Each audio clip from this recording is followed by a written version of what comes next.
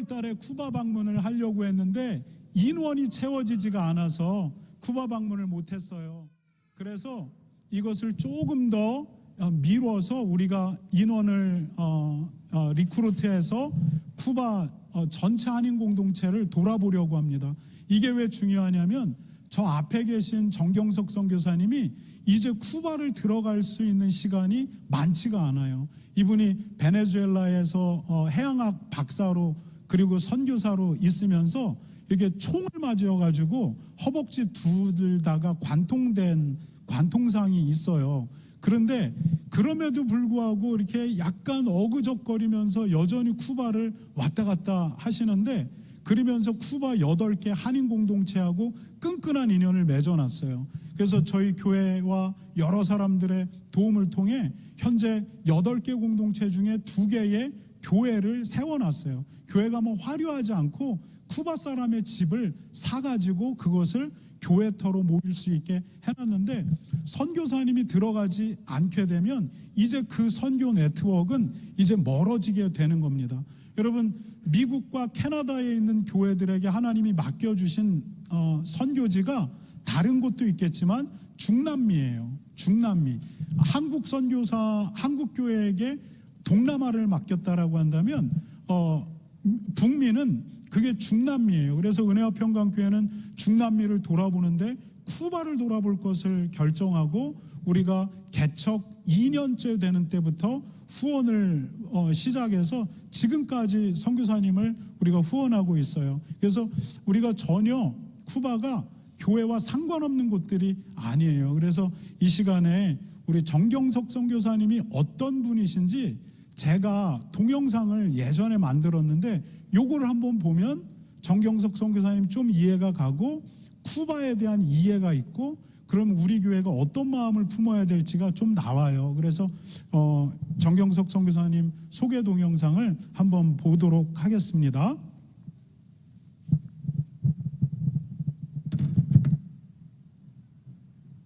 안녕하세요. 저는 정경석 선교사입니다. 저는 1939년 일본 고베에서 태어났습니다. 일제강점기 시절 아버님은 가난을 피하기 위해 일본으로 가셨고 그곳에서 나를 낳으셨습니다. 해방이 된 후에 귀향선을 타고 고향 진주로 오셨지만 가난은 마찬가지였습니다. 가난한 형편 때문에 소학교를 마치고 학업을 중단할 수밖에 없었습니다. 둘째 형님과 구두 닦기 일을 시작했고 어떤 날은 형님과 내가 동네에서 얻어온 밥으로 온 식구가 끼니를 때우기도 했습니다. 가난은 우리 가족을 자연스럽게 교회로 인도했습니다. 교회를 가면 미국에서 보내온 구호물자라도 받을 수 있었기 때문입니다. 이렇게 저는 교회의 첫 발을 내딛게 되었습니다. 첫째 형님이 부산에서 일자리를 얻으면서 우리 가족의 삶도 조금 나아졌습니다.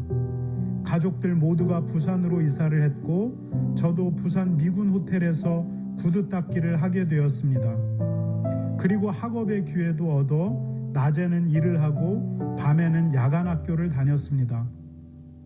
고등학교를 졸업하자 교장 선생님은 수산대에 갈 것을 권유하셨습니다. 학비를 벌기 위해 한 가정집 소년에게 영어와 수학을 가르쳤는데 그 소년은 서울대 치대를 가게 되었고 그 소년의 누나는 지금의 제 아내가 되었습니다. 군 복무는 해관 33기로 입대해 해병대 장교로 복무했습니다. 구두 닦기를 하면서 익힌 실전 영어 덕에 군사 영어학교를 수석으로 수료했고 한미 팀스피릿 훈련에서 통역 장교를 했습니다. 포항사단에서 핵장교를 했는데 윗분들은 저에게 군에 남을 것을 권면하셨고 대위로 가진급을 시켰습니다. 그런데 어느 날 코에서 코피가 나기 시작하더니 멈추지를 않았습니다. 급기야는 군병원에 입원하게 되었고 피를 너무 흘려 혼자 걸을 수 없을 정도로 야위게 되었습니다. 군에서는 저를 제대시킬 수밖에 없었습니다. 돌아보면 이 모든 것도 하나님의 섭리였습니다. 제대 후 풀브라이트 장학생에 선발되었고 1977년 텍사스 M&A에서 해양학 박사학위를 받았습니다.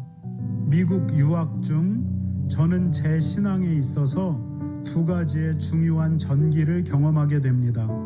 첫째는 바이올라 켈리 여사를 만나면서 예수님을 실제적으로 내 주님으로 고백하게 된 것입니다. 둘째는 바이올라 켈리 여사의 권면으로 침례를 받고 침례교인이 된 것입니다. 당시 남침례회는 해외 유학생들에게 복음을 전하기 위해 크리스찬 가정들과 국제 유학생들을 연결해 주었는데 저와 연결된 분이 바이올라 켈리 여사였습니다.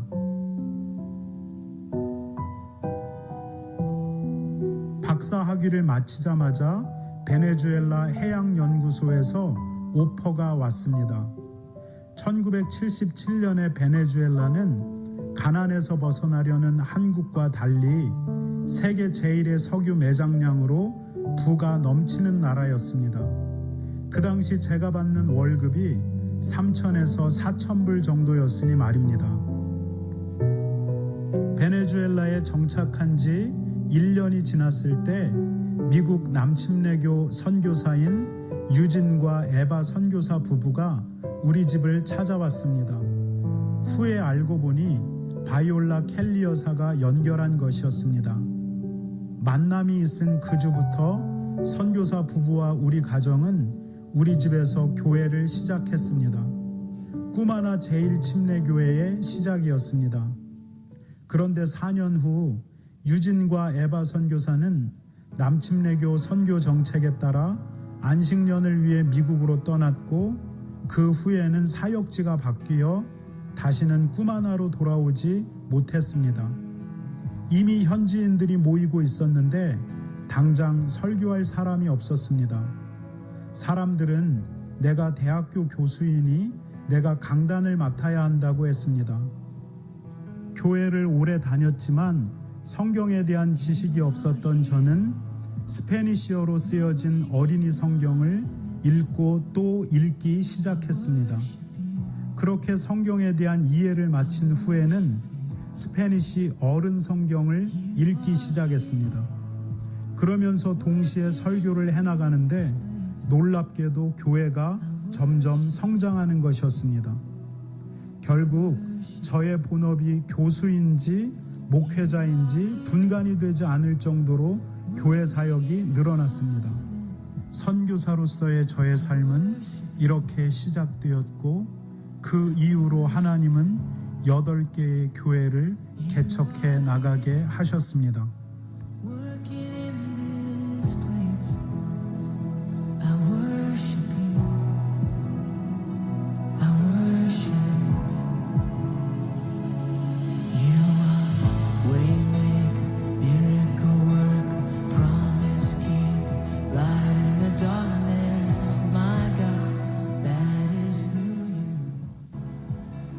자녀들은 초등학교 때부터 저희 부부의 손을 떠나 선교사 학교에서 생활했습니다.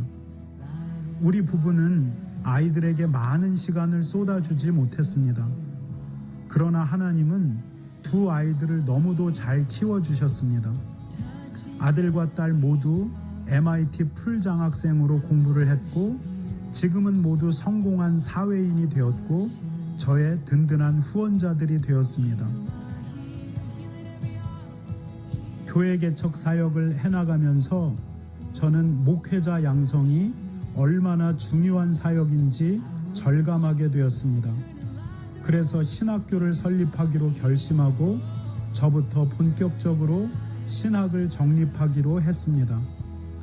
2001년 우도대학에서 해양학 대학원장으로 은퇴한 후 바로 미국 골든게이트 신학교에 입학했습니다.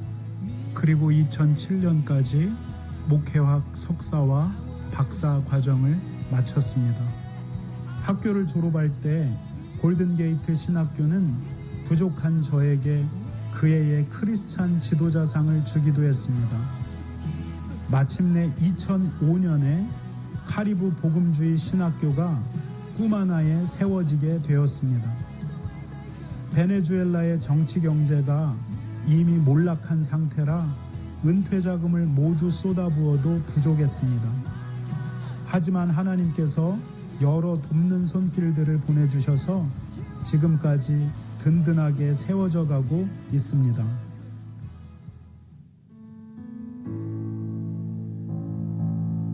하나님께서는 저의 사역지를 베네수엘라에만 국한시켜 놓지 않으셨습니다. 1987년 저는 카리브해 해양학 세미나에 참석하기 위해 처음으로 쿠바를 방문하게 됩니다. 그 후 1997년에는 쿠바에 진출하려는 한인 수산인들을 돕기 위해 다시 쿠바를 방문했는데 그때 쿠바에 한인들의 후예가 있다는 이야기를 듣게 되었습니다. 너무나도 놀라운 소식이었습니다. 쿠바 한인의 역사는 1921년으로 거슬러 올라갑니다. 1903년 조선을 떠나 멕시코 애닉갱 노동자로 이민을 갔던 한인들은 1921년에 다시 쿠바 사탕수수 노동자로 이주하게 됩니다. 임천택이라는 분을 회장으로 두고 한인회를 형성하며 살아가고 있었는데 일본 대사관에서 그들에게 일본 국적자가 될 것을 요구했지만 그들은 그것을 거부했고 상해 임시정부에 독립자금을 보내며 한민족의 정체를 지켜갔습니다. 1998년 방문해서 나는 임천택 씨의 장남인 헤로니모임을 만났습니다. 헤로니모임은 아바나 대학교 법대생으로 피델 카스트로와 함께 쿠바 혁명에 참여한 사람이었습니다. 그 공로로 쿠바에서 정부 고위직에 있다 은퇴를 했습니다. 그는 아버지의 뒤를 이어 한인회를 이끌고 있었습니다. 그러나 쿠바 전역에 흩어져 있는 한인회는 구체적인 모습을 갖추지 못하고 있었습니다. 헤로니모임은 그 한인회를 좀 더 구체화하기를 원했고 저는 그 한인 후예들을 찾아 복음을 전하기 원했습니다. 그의 필요와 저의 필요가 맞아 저는 그와 함께 쿠바 전역에 흩어져 있는 한인 후예들을 방문하기 시작했습니다. 그러한 쿠바 사역에 시애틀 연합장로교회와 담임 목사님이셨던 박영희 목사님 그리고 강세흥 장로님이 많은 후원을 하셨습니다. 1999년에는 쿠바 한인 이민사 발간 프로젝트를 위해 2,000불을 지원하셨고 2001년에는 하바나 한인 후예들을 위해 한글 학교를 개교했습니다. 그 한글을 배운 한인 후손들이 서툰 한국말로 꾹꾹 눌러 쓴 기념비를 마나띠 항구에 세우기도 했습니다. 2005년에는 시애틀 연합장로교회의 재정 후원 속에 마탄사스 에볼로 한인 정착 기념비를 세우기도 했습니다. 가장 의미 있는 일은 2002년에 일어났습니다. 헤로니모임이 미국을 방문했고 저와 헤로니모임은 3일간 같은 숙소에서 함께 지냈습니다. 저는 어느 날 밤 헤로니모임에게 복음을 전했고 헤로니모임은 진지하게 복음을 받아들였습니다. 그리고 그 다음 날인 수요일 시애틀 연합장로교회에서 세례를 받았습니다. 지금도 사람들 사이에는 그가 기독교 신앙을 가졌냐 안 가졌냐 말이 많습니다. 그러나 분명한 사실은 그가 나에게 복음을 들었고 진지하게 복음을 받아들였고 진지하게 세례를 받았다는 사실입니다. 2015년쯤 헤로니모임은 갑작스런 교통사고로 세상을 떠났습니다. 그러나 저는 소망합니다. 언젠가 주님 앞에서 그와 다시 만나게 될 것을 말입니다. 현재 쿠바에는 1182명의 한인 후손들이 6대를 걸쳐 8개 지역에 흩어져 살아가고 있습니다. 그리고 각 한인회는 모두 가정교회로 모이고 있습니다. 하지만 이 가정교회들은 여전히 우리들의 돌봄을 필요로 하고 있습니다. 건물이 있는 것도 아니고 성숙한 리더들이 세워진 것도 아닙니다.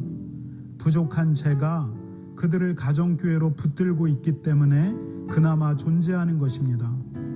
하지만 하나님께서 그 가정교회들을 마침내 든든히 세워주실 것이라 믿습니다.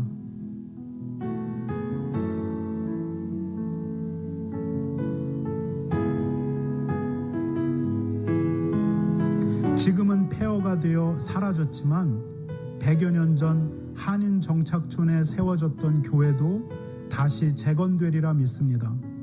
쿠바의 가정교회들이 든든히 세워지도록 함께 기도해 주시기 바랍니다. 갈렙의 고백으로 저의 사역보고를 마치려고 합니다.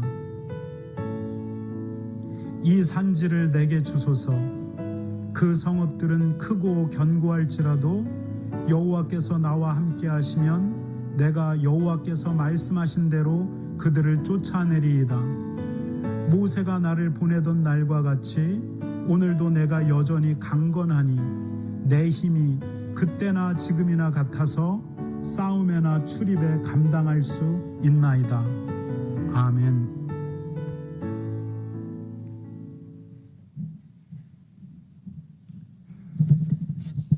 쿠바에 대한 이해 우리가 좀 도우려고 이렇게 영상을 한번 봤습니다.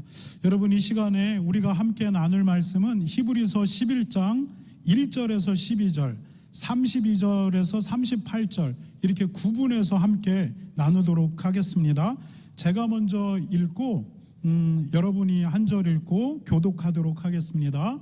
제가 먼저 읽겠습니다. 믿음은 바라는 것들의 실상이요 보이지 않는 것들의 증거니 여러분입니다. 시작. 믿음으로 모든 세계가 하나님의 말씀으로 지어진 줄을 우리가 아나니 보이는 것은 나타난 것으로 말미암아 된 것이 아니니라.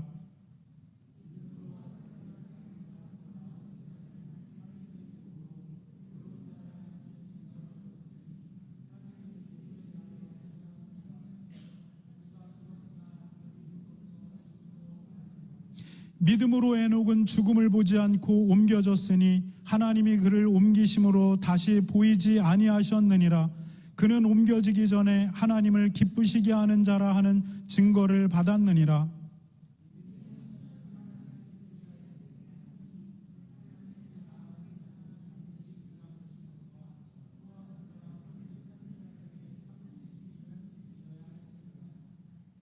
믿음으로 노아는 아직 보이지 않는 일에 경고하심을 받아 경외함으로 방주를 준비하여 그 집을 구원하였으니 이로 말미암아 세상을 정죄하고 믿음을 따르는 의의 상속자가 되었느니라.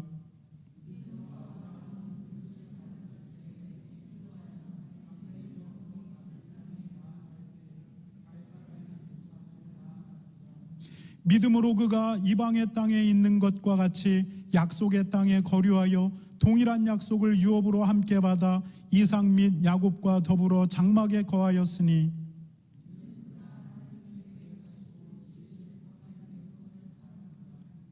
믿음으로 사라 자신도 나이가 많아 단산하였으나 잉태할 수 있는 힘을 얻었으니 이는 약속하신 이를 미쁘신 줄 알았음이니라.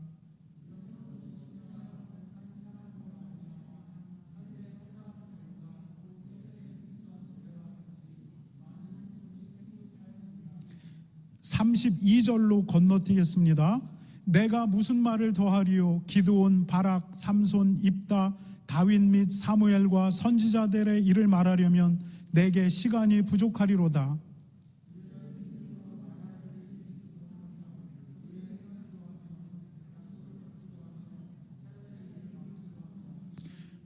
불의 세력을 멸하기도 하며 칼날을 피하기도 하며 연약한 가운데 강하게 되기도 하며 전쟁에 용감하게 되어 이방 사람들의 진을 물리치기도 하며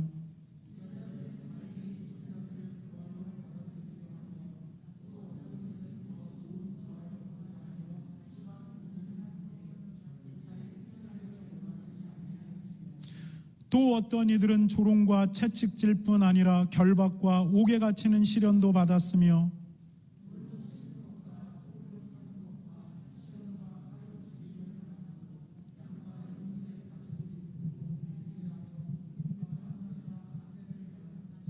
함께 읽겠습니다.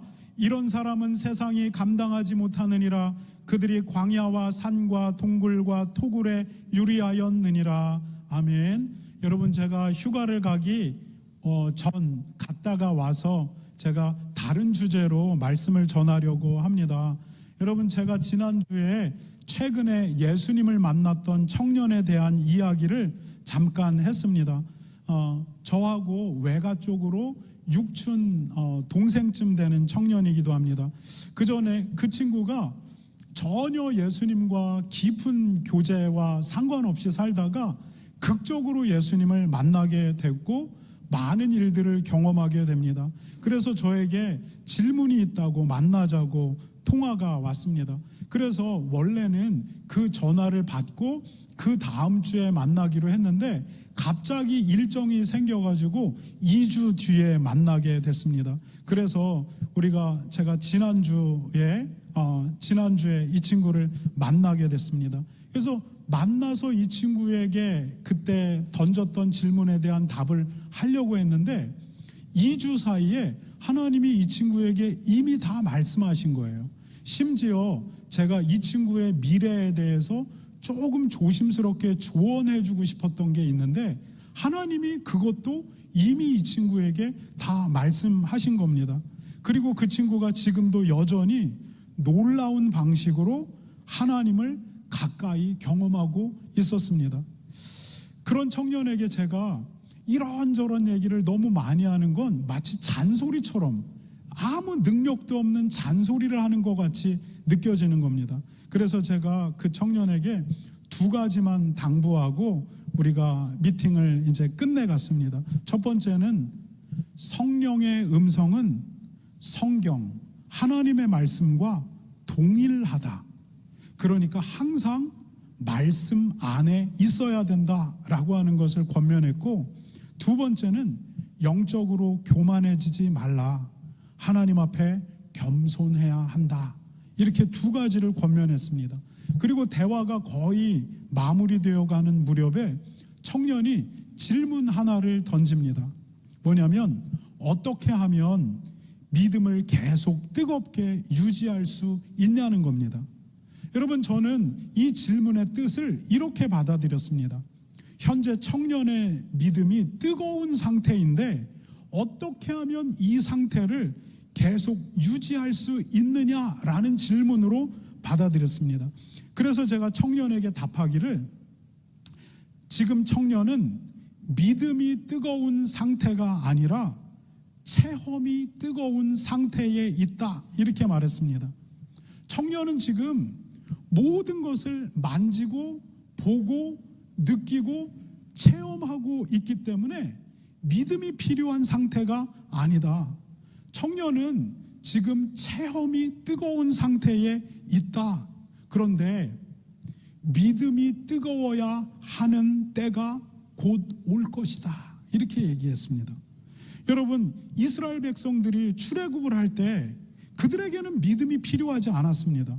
왜냐하면 모든 것들이 보여지고 만져지고 경험되고 있었기 때문입니다. 그들의 눈앞에서 홍해가 갈라집니다. 그들을 추격해 오던 이집트 군대가 곤두박질 치는 것을 보게 됩니다. 이스라엘 백성들이 깜깜한 밤에 홍해를 건너는데 그들에게 빛이 나타나서 그들을 빛으로 인도합니다. 그런데 그들을 추격하고 있는 이집트 군대는 암흑이 깔리고 이집트 군대가 더 이상 앞으로 전진해 오지 못합니다. 그들이 눈에 보는 앞에서 강물이 피로 바뀝니다. 그들이 눈에 보는 앞에서 이집트의 장자들은 사람뿐만 아니라 짐승에 이르기까지 처음 난 건 다 죽어 자빠집니다. 그런데 이집트 속에 있는 이스라엘에게는 그런 일이 전혀 일어나지 않습니다. 이스라엘 사람들이 출애굽을 할 때 놀라운 일들이 그들의 눈앞에서 펼쳐졌고 그들은 그것을 체험하면서 하나님이 역사하고 있구나, 하나님이 나와 함께하고 있구나, 이것을 믿음이 아니라 그냥 누리고 보면 됐습니다. 그런데 이스라엘 백성들에게 믿음이 요구하는 시간이 다가오고 있었습니다. 그 시간이 언제냐면 광야로 들어갈 때입니다. 출애굽을 할 때와 같은 익사이팅한 체험들은 다 사라졌습니다. 그리고 마실 물이 없고 먹을 것이 없는 광야, 바람과 모래와 바위밖에 없는 광야 안으로 그들이 들어갔습니다. 그리고 그들이 이제 정신을 차리는 겁니다. 이 속에 하나님이 계신가? 그리고 하나님이 우리를 가나안 땅으로 이끈다고 여기까지 끌어왔는데 이게 맞는 선택인가? 정말 하나님이 그렇게 하실 것인가? 그런데 왜 우리에게 당장 먹을 물이 없는 것인가? 당장 먹을 밥이 없는 것인가? 이제 불평이 쏟아져 나오기 시작합니다. 하나님이 없는 것 같아 보입니다. 하나님이 그들과 함께 있지 않은 것 같습니다. 그러니까 그들이 불평하기 시작합니다. 그리고 금송아지를 만들어 그들을 인도해낸 신이 이 신이다라고까지 말하는 지경에 이르게 됩니다. 여러분, 이스라엘 백성들에게 그 시간 요구됐던 게 믿음입니다. 여러분, 믿음이 언제 필요합니까? 체험이 충만할 때가 아닙니다. 하나님이 보이지 않고 느껴지지 않고 만져지지 않는 것 같을 때, 그때 믿음이 필요합니다. 하나님이 없는 것 같고 하나님이 나와 함께 하지 않는 것 같고 하나님이 나에게 아무 말도 하지 않는 것 같은 그때 비로소 믿음이 요구됩니다. 이스라엘 백성들은 그 광야에서 이 믿음을 붙들지 못하게 됩니다. 그러나 이 믿음을 끝까지 붙들었던 두 사람이 있는데 여호수아와 갈렙입니다. 이스라엘 백성들이 현실을 보니까 하나님이 주겠다 말씀하신 가나안 못 들어갈 것 같습니다. 그러나 여호수아와 갈렙이 아니다, 가나안 갈 수 있다 이렇게 말합니다. 그러면 무엇이 그 주장의 근거냐 이렇게 물으면 여호수아와 갈렙은 다른 근거가 없습니다. 하나님이 말씀하셨기 때문에 당연히 우리는 들어간다입니다. 여러분, 가나안 정탐꾼들이 가나안을 정탐하고 현실적인 이야기를 합니다. 야, 가나안 정탐한 거 봤지? 그들은 철병거가 있는 민족이고 아낙 자손은 우리보다 엄청나게 커. 우리는 그들 앞에서 메뚜기 같아. 그들과 우리가 전투를 한다? 이거 백전백패 아니야? 이게 현실이고 이게 객관적인 분석이야. 그런데 여호수아와 갈렙은 그럼에도 불구하고 우리는 가나안을 정복한다는 겁니다. 그런 주장의 근거가 뭐야? 왜냐하면 하나님이 그렇다라고 말씀하셨기 때문에 우리는 그 가나안으로 들어가게 되면 이 땅을 얻는다라는 겁니다. 근거는 단지 하나님의 말씀밖에 없는 것입니다. 여러분, 여호수아와 갈렙이 끝까지 이 믿음을 붙듭니다. 그리고 결국 여호수아와 갈렙은 그 가나안 땅을 밟게 됩니다. 여러분, 이것이 믿음입니다. 믿음은 아무것도 보이지 않고 경험되어지지 않지만 하나님의 말씀을 믿고 그 말씀을 붙드는 것, 이게 믿음입니다. 여러분, 그 상태가 바로 믿음이 충만한 상태입니다. 여러분, 다른 게 믿음이 충만한 상태가 아닙니다. 체험이 충만한 게 믿음이 충만한 상태가 아니라 내가 하나님의 말씀을 믿고 들리지도 보이지도 만져지지도 경험되지도 않지만 여전히 하나님께 소망을 두는 것, 이것이 믿음이 충만한 상태입니다. 여러분, 이것이 그리스도인에게 요구되는 믿음의 삶입니다. 여러분에게 이 믿음이 있기를 바랍니다. 그런데 오늘 우리가 읽은 히브리서 본문을 보면 믿음의 삶이, 이런 보이지 않는 것을 따라가는 믿음의 삶이 어떤 것인지 구체적으로 세 가지를 이야기합니다. 우리가 그것이 무엇인지 함께 보도록 하겠습니다. 한번 같이 읽겠습니다. 시작. 하나님께서 보이지 않지만 그분의 존재를 인정하고 경외하는 삶입니다. 여러분, 믿음의 삶은 하나님이 보이지 않지만 그분의 존재를 인정하고 그분을 경외하는 삶입니다. 본문 4절과 6절에서 히브리서 기자가 가인과 아벨에 관한 얘기를 합니다. 아벨은 하나님 앞에서 바른 제사를 드렸고 가인은 하나님 앞에 바른 제사를 안 드렸다는 겁니다. 그래서 하나님이 아벨의 제사는 받았지만 가인의 제사는 안 받았다라는 겁니다. 여러분, 지금 히브리서 기자가 믿음에 관한 이야기를 하는데 왜 가인과 아벨에 관한 얘기를 하는 겁니까? 여러분, 아벨은 하나님이 보이지 않지만 그분을 인정했고 그 앞에서 경외함으로 살았고 그 속에서 제사를 준비했습니다. 그런데 가인은 똑같은 제사를 준비하지만 보이지 않는 하나님, 두려워하지 않습니다. 그냥 마치 우리가 추석에 제사 지내듯이 그냥 이렇게 형식적으로 갔다가 제사를 준비하고, 하나님이 보이지도 들리지도 않는 하나님이니까 그냥 대충 해서 해야 된다라고 하니까 그냥 하는 겁니다. 여러분, 이 두 제사의 차이는 다른 게 없습니다. 아벨은 하나님, 보이지 않는 하나님을 믿음으로 인식하고 그 앞에 살았고 그 삶으로 제사를 준비했고, 가인은 보이지 않는 하나님, 있는지 없는지 두려워할 것도 없고 그냥 그렇게 제사를 준비해서 올려드렸는데, 하나님은 아벨과 그의 제사는 받으시고 가인과 그의 제사는 받지 않았다라는 것입니다. 여러분, 히브리서 기자는 에녹에 대한 이야기를 합니다. 에녹에 대해서 무엇라고 얘기하냐면, 에녹이 이 땅을 사는 동안 하나님과 동행했다는 겁니다. 뭐냐면 하나님 보이지 않습니다. 그러나 그 하나님이 존재한다라는 것을 인정하고 이 땅에서 그 하나님과 동행하면서 살았다는 겁니다. 하나님이 이걸 원하지 않지. 사람이 보고 안 보고가 중요한 게 아니지. 하나님이 지금 나를 보고 있지. 나는 그 하나님 앞에 살고 있지. 이렇게 이 땅을 살아가는 겁니다. 에녹 시대의 모든 사람들이 하나님이 보이지 않으니까 하나님을 인정하지 않고 자기 소견에 오른 대로 그냥 막 삽니다. 그러나 에녹은 보이지 않는다고 하나님이 없는 게 아니야. 하나님은 계셔. 그 하나님 앞에 사는 것입니다. 하나님이 이 에녹을 죽음을 보지 않고 그 시대 속에서 끌어내어 하나님이 데려갔다라고 기록하는 겁니다. 여러분, 지금 히브리서 기자가 이야기하는 믿음이 무엇입니까? 하나님 보이지 않는다는 겁니다. 그러나 그 하나님 존재한다는 겁니다. 그 존재하는 하나님을 인식하고 살으라는 겁니다.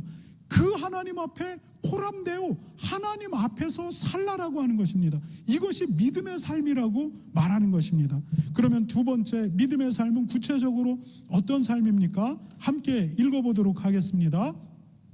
조금 긴데 읽겠습니다. 함께 읽겠습니다. 시작. 현실적으로는 받아들이기 힘들지만 하나님의 말씀이 이루어진다는 것을 믿고 그 말씀에 순종하는 삶입니다. 여러분, 다시 한번 읽어볼게요. 함께 읽겠습니다. 시작. 현실적으로는 받아들이기 힘들지만 하나님의 말씀이 이루어진다는 것을 믿고 그 말씀에 순종하는 삶입니다. 본문 7절을 우리가 함께 읽도록 하겠습니다. 본문 7절입니다. 시작. 믿음으로 노아는 아직 보이지 않는 일에 경고하심을 받아 경외함으로 방주를 준비하여 그 집을 구원하였으니 이로 말미암아 세상을 정죄하고 믿음을 따르는 의의 상속자가 되었느니라. 여러분, 하나님이 노아에게 앞으로 일어날 일들에 대해서 말씀하셨습니다. 큰 비가 온다는 것입니다. 그러니까 그날을 위해서 방주를 준비하라는 것입니다. 그런데 여러분, 노아 시대의 이 말은 굉장히 비현실적이고 어리석은 말입니다. 하늘에서 물이 내린다는 겁니다. 그리고 그 물이 이 지구를 다 잠기게 만든다는 겁니다.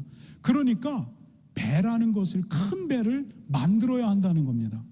여러분, 이게 그 당시 사람들에게 왜 말이 안 되냐면, 여러분, 성경의 기록을 보면 노아 시대 이전의 지구의 구조와 노아 시대 이후의 지구의 구조가 달라집니다. 노아 시대 이전의 지구의 구조는, 지금은 지구를 둘러싸고 있는 대기가 있고 오존층이 있고 그 다음에 아무것도 없잖아요. 그런데 성경의 기록을 보면 지구를 둘러싸고 있는 또 다른 레이어가 하나가 있었어요. 그것을 성경은 하늘의 궁창이라고 말해요. 이 궁창이 뭐냐면 월어예요. 하늘에 물이 있었대요. 그러니까 지구를 둘러싸고 있는 또 다른 레이어, 또 다른 층 물이 있었다라고 하는 거예요. 그런데 그러면은 어떻게 식물들이 자라났느냐? 창세기 2장 6절에 보면 아침이 되면 지면에서 습기, 안개가 쫙 올라와서 지면을 다 적셨대요. 그래서 식물들이 살았다라고 얘기하는 거예요. 여러분, 만약에 지구를 둘러싸고 있는 궁창, 또 다른 레이어, 물이 이렇게 있었다면 여러분, 지구 환경을 쉽게 비교할 수 있는 게 바로 그거예요. 이게 비닐하우스 같은 구조인 거예요. 그래서 지금처럼 대기가 불안정하지 않아요. 대기가 안정됩니다. 그 속에서 지구 전체의 온도가 지금과 같이 격변 속에 있는 게 아닌 거예요. 아주 온화한 거예요. 여러분, 그런데 하늘에서 비가 내리는 일은 없습니다. 그런데 하나님이 말씀하시기를 하늘에서 물이 내린다는 거예요. 그리고 그 물이 지구 전체를 덮는다는 거예요.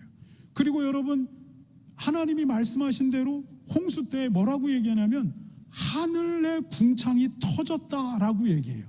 그리고 그 궁창에서 40주야 40일 밤낮으로 하늘에서 비가 내렸다라고 얘기하는 겁니다.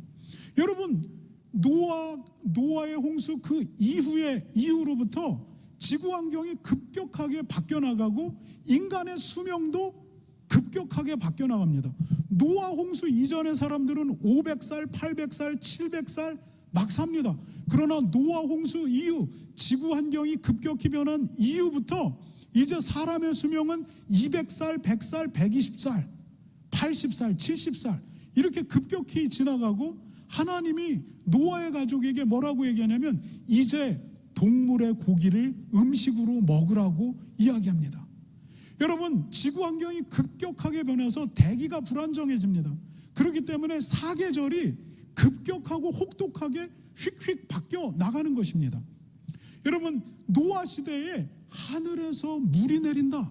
이거는 있을 수 없는 얘기입니다. 그런데 하나님이 노아에게 노아야, 하늘에서 물이 쏟아진다. 40일간 쏟아진다. 그리고 그것이 지구 전체를 덮을 것이다. 그러니까 너는 방주를 만들어라. 그 당시의 상식으로는 이해도 안 되고 상상할 수도 없고 말이 안 되는 이야기입니다. 그런데 하나님이 이루어진다라고 말하고 노아는 사람들에게 이야기합니다. 심판이 옵니다. 하늘에서 물이 떨어집니다.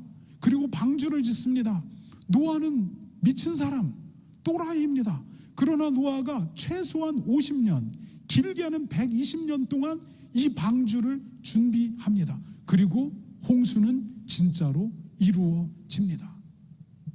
여러분, 하나님이 노아에게 무지개 이렇게 보여주면서 무지개 보면 내가 다시는 이 땅을 물로 심판하지 않을 거야 라고 말한 걸 우리는 동화처럼 얘기하잖아요. 마치 예쁜 어린이 동화. 여러분, 노아에게 이 무지개는 너무 중요한 사인입니다. 한 번도 하늘에서 물이라는 게 내린 적이 없는데 비가 내린 겁니다. 그리고 방주에서 나와서 이제 사는데 어느 날 갑자기 다시 그때부터 비가 내리는 겁니다. 노아에겐 트라우마가 있습니다. 야, 방주 안으로 지금 들어가. 다시 하늘에서 물이 내리기 시작했어. 그런데 하나님이 노아에게 노. 이제 비가 끝나고 무지개가 뜨는 걸 보면 내가 다시는 이 땅을 물로 심판하지 않을 거란 사인으로 받으라는 겁니다. 여러분, 비가 올 때마다 끝나고 무지개를 보면서 하나님이 다시는 이 땅 전체를 물로 덮는 일들이 없을 거라고 말씀하셨지. 비가 오지만 이제 농사를 짓고 사는 겁니다. 그리고 무지개를 보면서 이게 하나님이 약속하신 증표야. 다시는 우리에게 두려운 일, 그런 일은 일어나지 않아. 이렇게 살아가는 겁니다. 여러분, 하나님의 말씀이 노아에게 하나님이 주신 말씀이 비현실적이고 상식적으로 말이 안 되는데 노아는 그거를 붙들고 살아갑니다. 여러분, 믿음이라는 것이 무엇입니까? 하나님이 말씀하셨기 때문에 우리가 이 말씀을 붙들고 살아가는 겁니다. 지금 내 현실을 보면 이게 말 같지가 않아도, 그리고 이 현실을 보면 이게 적용 가능한 거 하나도 이게 진리인 것을 믿고 붙들고 살아가는 것입니다. 이것이 바로 그리스도인의 믿음입니다. 여러분에게 이 믿음이 있으시기를 바랍니다. 세 번째로 믿음의 삶은 어떤 삶입니까? 함께 읽겠습니다. 시작. 믿음의 삶은 하나님께서 말씀하신 다시 읽겠습니다. 시작. 믿음의 삶은 하나님의 말씀을 믿기 때문에 고난과 죽음을 감수하는 삶입니다. 여러분, 우리가 본문 35절에서 38절까지를 같이 교독해 보도록 하겠습니다. 제가 먼저 읽겠습니다. 여자들은 자기의 죽은 자들을 부활로 받아들이기도 하며 또 어떤 이들은 또 더 좋은 부활을 얻고자 하여 심한 고문을 받되 구차히 풀려나가기를 원하지 아니하였으며 여러분입니다. 시작.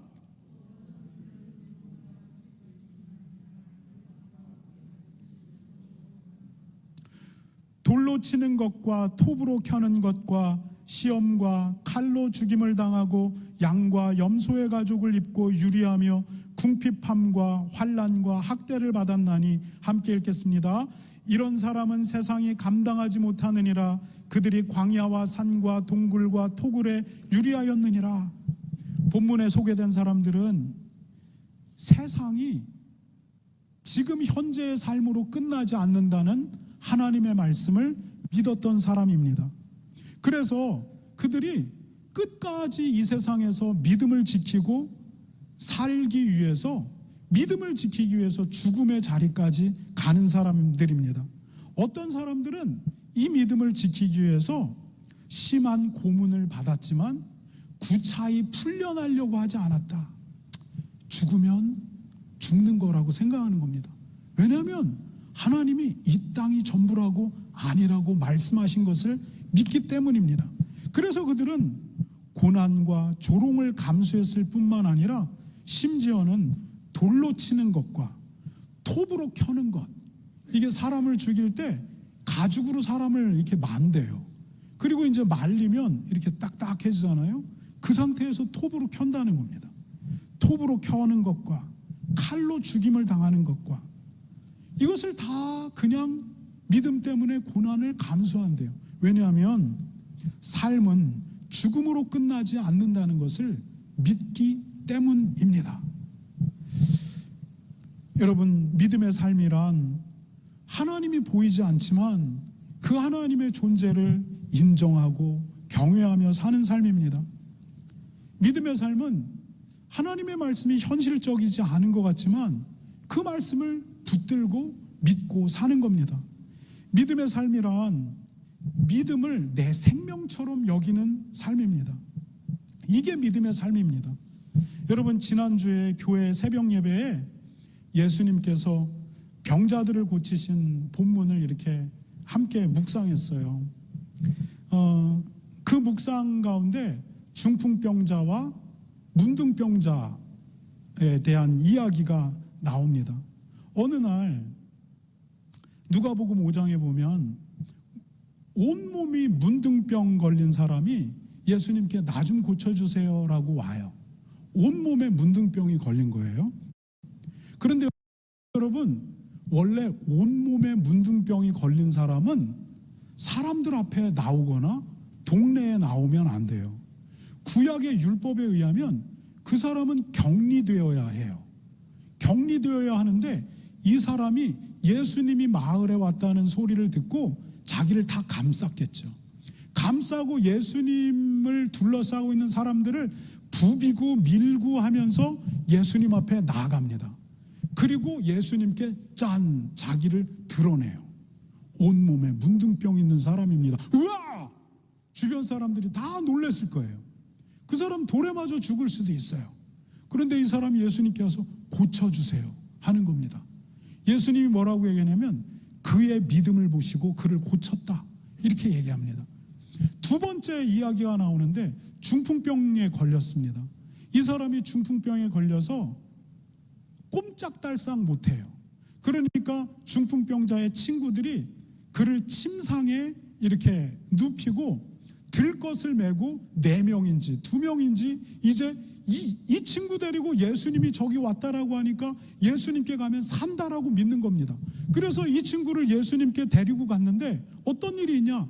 예수님이 계신 그 집에 사람들이 이미 꽉 차버린 겁니다.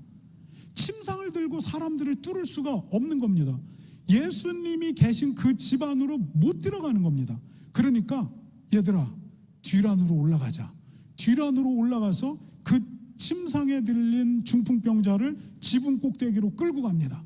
그리고 그 지붕 꼭대기에서 이제 흙집으로 된 그 지붕을 뜯어내기 시작합니다. 그리고 이만한 구멍을 파놓고 보니까 예수님이 거실에 계십니다. 그리고 그 중풍병자의 침상을 야야 4명이 줄을 내서 잘 잡아. 그리고 달아하면서 내려놓습니다. 그리고 예수님 앞에 딱 놓습니다. 예수님 고쳐주세요.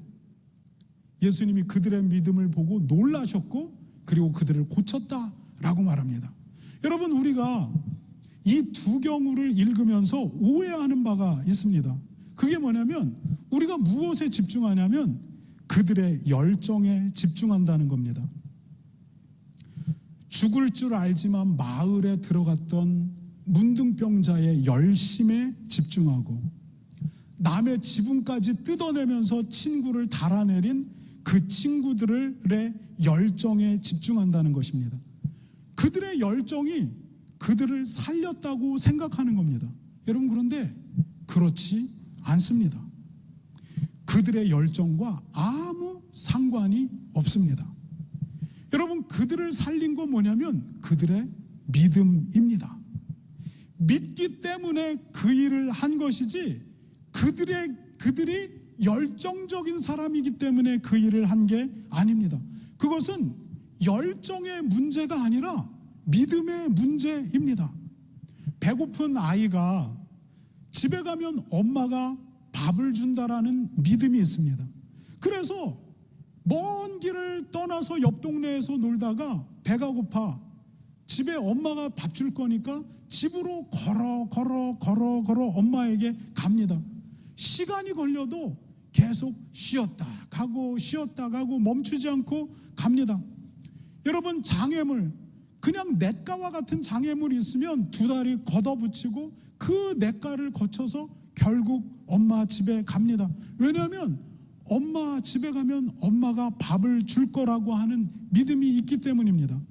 여러분, 성격이 급한 아이는 급한 대로 뛰어갑니다.